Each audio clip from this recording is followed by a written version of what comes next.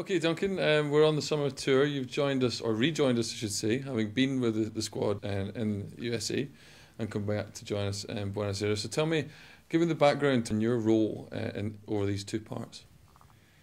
Well, essentially, we went home for a week to coach the majority of the players that are now with us, so we could get them up to speed. Being a Friday test match and just arriving on a Sunday, we've really only got 4 days preparation, so we had to get some of that done in the UK.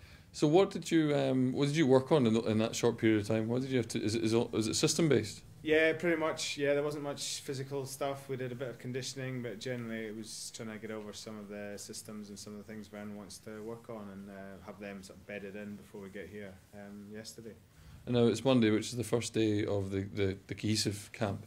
Tell me what you worked on your first training session with all the guys. Today it was kind of just stretch the legs, really fairly light-hearted, and then just worked on some sort of attack structure. Again, that was the first time Vern had coached the kind of newer players, so he was just trying to get some messages across about how we want to play and some of the systems involved in that. In terms of the capabilities and the style of players that are in terms of the individuals themselves, do you think that there will be much difference in the terms that Scotland will approach, or do you try and make sure that that's the same approach across the whole group?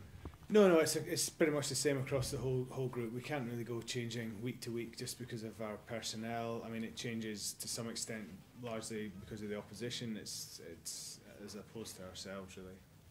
And tell me, we're obviously going to face Argentina, which in terms of ranking is the sternest test of the summer tour so far. What do you anticipate from the Pumas? Yeah, I mean, they're a really good side.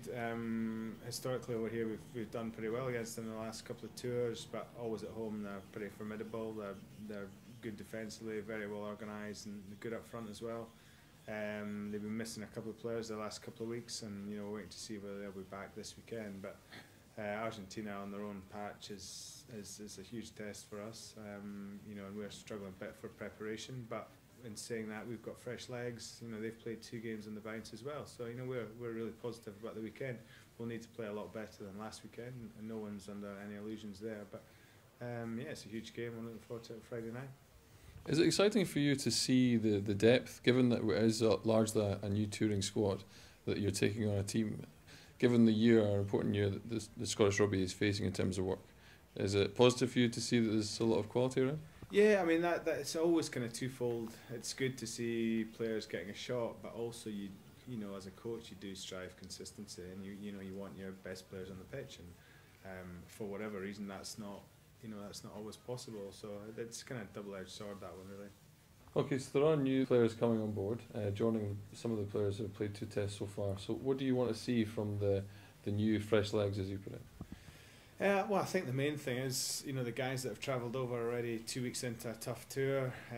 So it'll be great to see some fresh faces. We're looking for energy. They should be fresh, and hopefully that's what they're going to bring in training and the game.